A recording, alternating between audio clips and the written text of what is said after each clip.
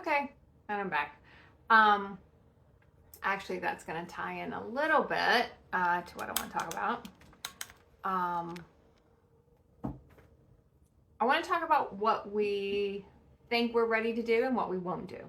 So, I don't think it's going to be a very long live. I don't think I'm even going to do any card pulling or anything like that because I do want to shoot a couple videos. But I want to talk about what we're not willing to do and to really look at the fear we have around certain things that we probably don't know is there. What our limits are. Because a lot of times we have limits in place and we don't realize we have the limits in place until we're kind of faced with the limit. And then we have to kind of look at what that is. Now, for example, today, and that's what kind of brought this up for me. I was driving in my car and I had to go pick my car up because I had to go to the mechanic and had an issue with my car. And I was picking it up and there was a person there that was looking for a ride somewhere, right? And the person didn't ask me specifically for a ride, but I could have done it. But I didn't do it. And the whole while I'm sitting there and I'm like, why don't I just give that person a ride? I have a car. I can completely give this person a ride. Why will I not do it? Because I don't know the person, because I don't know the area very well. I have like 1,000 stories going on as like why I would not do it. Even though I knew, the higher aspect of me knew, you're supposed to do this. This is what you're supposed to do right now. Why are you not doing it? Look at what I was not willing to do. So it was a pretty big eye-opening thing for me because I always, until we're kind of faced with this stuff, we kind of always feel like we'll kind of do anything, right? Like if we feel like we could help a person, we would help them. But then we get faced with certain things and we're like, well, why didn't I do that? What was my story around, is it fear there? And there was a little bit of fear there, and it's just interesting to kind of go back and really start to pick through that stuff and pick through what we're not willing to do. So our universe shows us that stuff for different reasons. And I'm going to preface it with our universe because it's just you, a higher aspect of yourself is showing you, I needed to see that for myself, what I was willing to do and what I wasn't willing to do.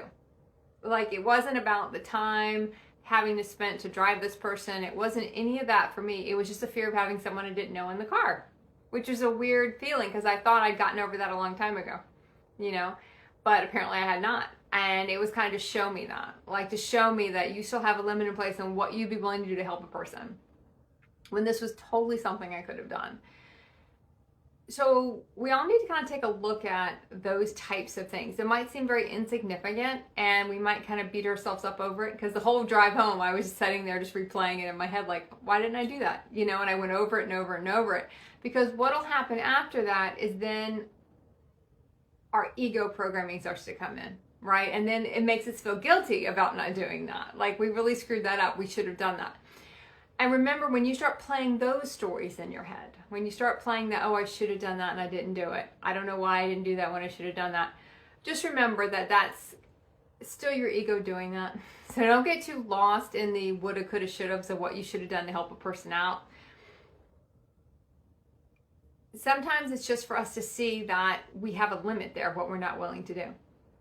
We have a limit there of what we're like, oh, I'm not really willing to do that right now. I don't feel comfortable doing that. So we can kind of work through that because I will guarantee you I will be faced with that same situation again to make a different choice. But if we don't realize we wouldn't make that choice, then we kind of have blinders on what we can see. Now, if I hadn't really paid much attention to the person, and if I'd been completely in my human programming, human consciousness, I probably would have never even thought about it more so, I mean, I would have been like, well, the person didn't ask me directly, whatever. I would never have thought about it again. But when you're operating in different aspects and higher aspects of yourself, you start to see everywhere you go, you really look at what can I do when I'm here, and this was a glaring thing I could have done. And it was so funny that I just, for whatever reason, I had all this stuff in place not to do it. And it's something I'm really going to work through.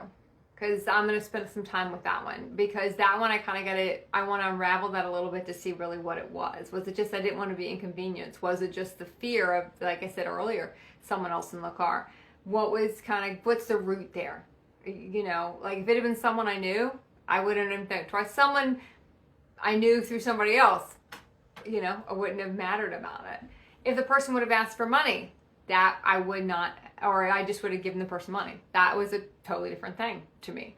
But the situation that was there was a situation that I had programming around. I had stuff I kind of wanted to work through. So that is one thing that I will be doing. So I want all of us to kind of look at that type of stuff, because you're going to be faced with that type of stuff. And when you're in your human consciousness, you don't really notice it. You know, it doesn't glare out at you, but when it starts to glare out at you and you can really, really see, hey, Cynthia, you can really, really see why you did something or why you didn't do something, and what you could have done to help when you didn't do it. And maybe you had judgment of other people that were maybe around. You had judgment of, you know, in this case, I was with other people who were leaving in a different car. And there was a part of me that's like, oh, I don't want them to see me give this person a ride, because they're going to freak out and they're going to be upset about it. I had so much story going on about the whole thing.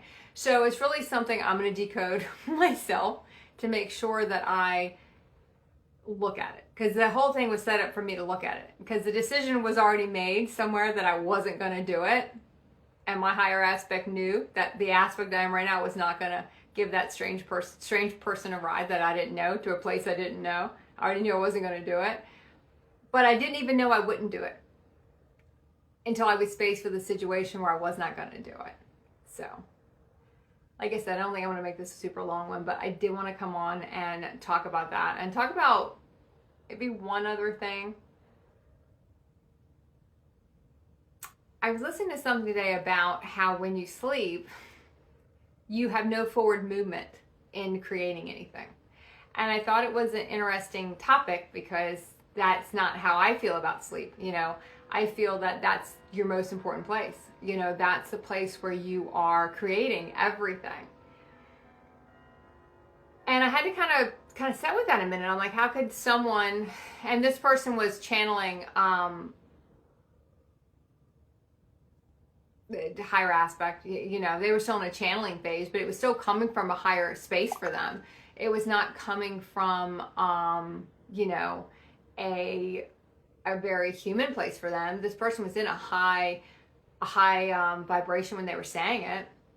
So I wanted to kind of sit with it for a bit and see why would they come to that conclusion? Like what would be the filter there that would say that? And the exact wording was like, forward momentum stops when you're sleeping. And I'm like, that I never would have thought that would have been something that this aspect would say, because this is an aspect I've listened to this person before. I don't want to really be disrespectful and say where it came from, because it doesn't really matter.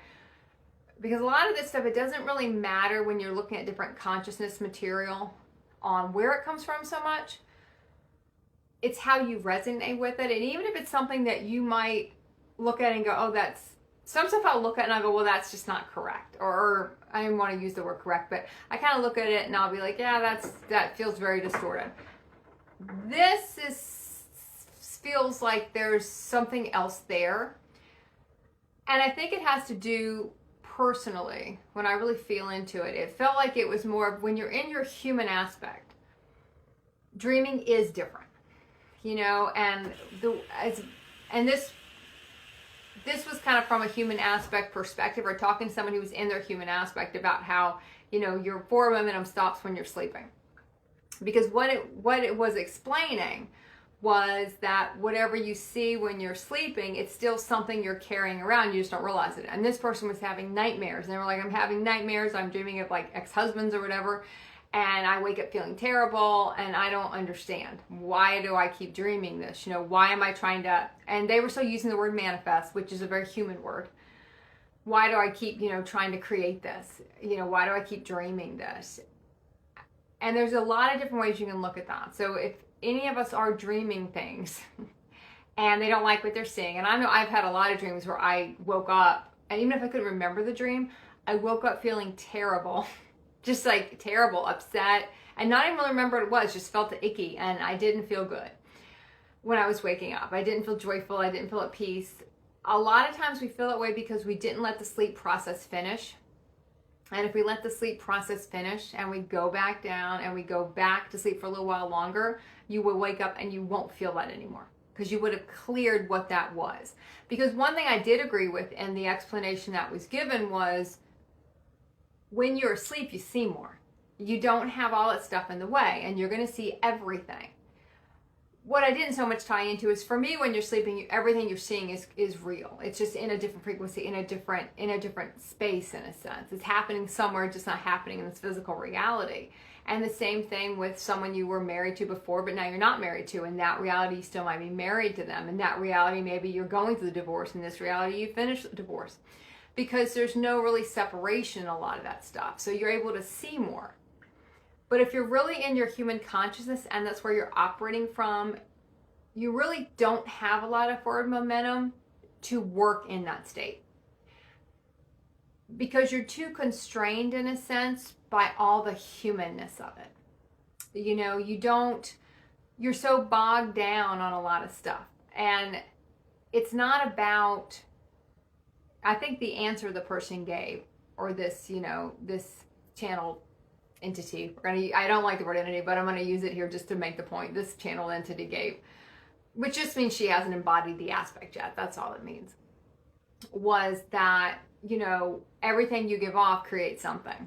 And when you're awake, you're not seeing what you're creating, and you're not knowing that you feel this way, and you're still creating these situations. You don't see, you're seeing how you feel when you're awake, and you're not seeing all the stuff going on underneath. And I think that's a very important concept to kind of look at. What is going on underneath? Because the dream world does show you what goes on underneath. And I'm not even going to, I use the word underneath, but now I'm going to expand it out to, you see what's in your field. You see what you cannot see. And you will see some very distorted shit in your dreams. There's no way around it. When you get to certain spaces of clearing, you see very distorted stuff because you're then utilizing that space to clear. So you don't have to have the experience. So you're starting to use that space in a different way. You're using that space to clear all of that kind of energy, in a sense. You're clearing all the programming. You're getting a good start on an energetic clearing. You might have to go through a certain part of a reality, but you won't have to go through the whole thing, So when you start looking at your dream state, it is a truth to, you don't have as much productivity in a human consciousness, even though you're still very precognitive. You just don't realize everything you're doing, in a sense. You haven't tapped into the full capability of your dream state yet because you're not as conscious in that state yet as you could be. You're just not in a space to do that. So when you have a human person dreaming, meaning they operate from their human consciousness. They're not operating from their higher consciousness consciously. Your dream world is different. But I would never say that you have no momentum stops. It's just you're not utilizing the space to get things done. You're not utilizing the space. Now in this example, she was seeing stuff she didn't like. She was kind of still trying to, in a quote, working through stuff. But it was showing her stuff she still was carrying in her field, stuff that was still acting out in other places, even if it wasn't acting out here. But it's also acting out in other places so she can clear it. So to me, one of the main parts that was kind of left off of that is she's still clearing when she's having those dreams. She's just not letting the process finish, in a sense, because she's waking up and feeling not good about herself, or she's waking up and feeling upset about what she dreamed, which means you haven't let everything clear, in a sense. You haven't allowed everything to clear and everything to kind of settle out again. So if you wake up, you had a dream you did not enjoy, or you saw stuff you didn't want to see and you don't feel good, look at how you feel about it. Sometimes I'll have really distorted dreams, but I really don't wake up and feel any which way about it, but sometimes I'll wake up and feel really terrible and not remember the dream at all. The feeling is more important than the dream. The feelings are what you're trying to clear with the dream.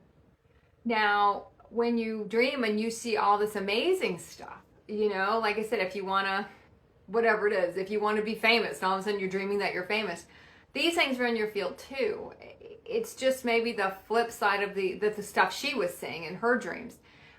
And one of the points that, was made was you see what's going on underneath. And like I said earlier, it's not so much underneath. That's the kind of word they use, but it's what's going on in your field. So there's great things that are going on in your field too.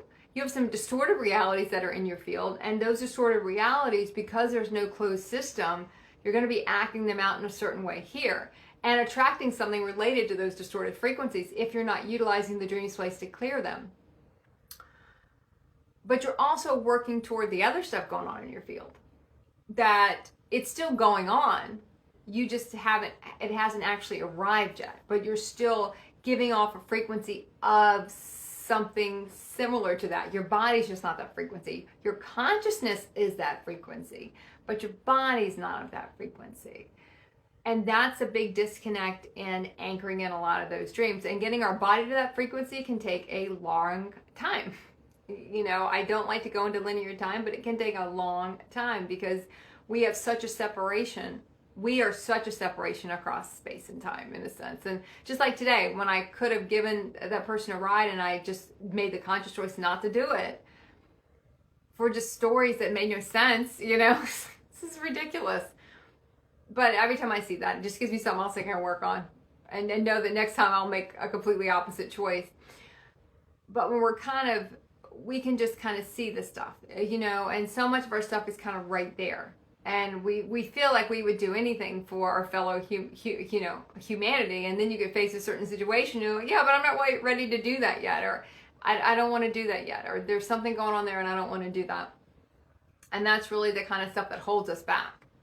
That's the kind of stuff that really could make a difference. And, we all go on and do what we can to make a difference. We all do have our own things we bring to the table, that all the stuff that we can do to kind of make a difference in someone's life. But sometimes it's the smallest things that could make a difference. But we get so focused on the bigger things to make a difference, we don't realize how important the smaller things are. They both give off the same frequency in a sense of just assisting and wanting to help out humanity. You're just doing it person by person, or you're doing it, you're doing it virtually in a sense. But it has to really go beyond virtual. We have to kind of live it. And when I see a situation for myself where I specifically did not do that, I really have to take a hard look at, what am I doing? What's going on? So it's really important to start, because that's really embodiment. That's what we're supposed to do. We don't just talk about it. There's nothing I talk about that I wouldn't do. And that's why I hold a lot for the people that are in my reality, because I've just, everything if someone asks me my opinion on something and I tell them, and I expect nothing less than what I would do. And everything that I suggest someone will do, I will guarantee you at some point I have done it. And if I haven't done it, I'll tell you I haven't done it, but pretty much I've probably done it. If I'm going to tell someone else, in a sense, give that advice to someone to do that, it's because I've done it in one way or the other. So just look at where your limits are, and it's small limits. It's not sometimes the big limits. Like someone might say, oh, I would quit my job and go, do whatever. And that to them, that's a huge limit, but I just overcame that. But would you take a stranger and give them a ride in your car at night and you don't know the person, you know the place you're going? Is that a limit? That was the limit for me that I didn't realize I had. Until I was in that situation, I'm like, oh shit, that's a limit I have. And that's a small limit. And a lot of people say, no, that's safety. But I also knew nothing was going to happen to me. But I had all the story around why not to do it. So I wouldn't suggest everyone do that. You really have to check inside and see, when you're in these situations, is this appropriate for me to do? And you have to kind of go with how you feel on it. But I knew I was kind of being tested and being shown a limit I had that I didn't realize I had. And that was kind of a big one for me. That was really eye-opening. So I kind of wanted to get on and share that. So I don't have anything else. I think there was a was there a moon today? I think there was a moon today. Full moon? I don't remember. I don't really keep track of it like I used to. I will pull a quick card though, just because I can. And I have my deck here, so I'll pull something quick. even though I have a feeling what's gonna come out is probably gonna tell me to. It's funny because there's been so many times when I've seen stuff I was supposed to do, and I would make one decision. My human conscious would make that gut decision, and then I would turn around and go back and make my higher conscious decision. In the beginning, I would do that. I would just turn back around and drive back. Even if I'd already 20 minutes away, I'd turn back around and go right back. Or go out of my way to find someone to help. Because I knew I had kind of screwed the pooch a little bit. A little hard on ourselves, but yeah. And this one is don't judge, do what feels right, which is pretty much what we've been talking about today. So there's a lot of trial and error in this, and there will be a lot of times when you get faced with stuff you thought you would do anything in service to humanity, and you get faced with something really small and you kind of don't do it. Don't judge what you didn't do. Just look at it and say, okay, that's something I need to look at. I need to kind of work through the fear on that. Probably the only way I will be able to work through the fear on that is to actually do it a few times, then I won't be afraid of it anymore. I won't have the fear anymore. But look at, don't judge don't judge what you didn't do. That's your human doing that. So don't do that. I mean, you can do it if you want, but it's kind of fruitless. You're just kind of in the human loop at that point. Just look at it. Be aware of it. That's consciousness. Just knowing that, I'm really surprised I handled that situation that day, or I did something this way. Like, I really shouldn't have done that, in a sense. I should have maybe made a different choice. I made a choice from a very small aspect of myself. Okay. And that's all you really have to say. Okay, I see that. I'm going to do that differently next time. And I will guarantee you will be faced with the same thing again. Whether it's tomorrow, 2 weeks from now, or 2 months from now, you'll be faced with the same thing again, and you will see if you will make a different decision. But it's these little experiences that kind of will show you that when you will make a different decision. Because you've been shown, and you can feel it. You can feel what was the highest aligned thing to do. And you can always look, and you can take this to any situation in your life. It doesn't have to be a small situation, it can be a big situation. You know what's highest aligned. We all know what's highest aligned. When we would reach a certain space in our consciousness, we know what's highest aligned. And if you still don't do it, then we got to look at why. And there's just a story there. There's a program there. There's something going on there that makes us kind of look at that and go, oh yeah, I just didn't want to do that. I have too much story around it. And start pulling the story apart. Start really pulling the story apart and seeing what's really going on there. So, okay, that's it for me. Look at what you won't do. It can be eye-opening. Bye.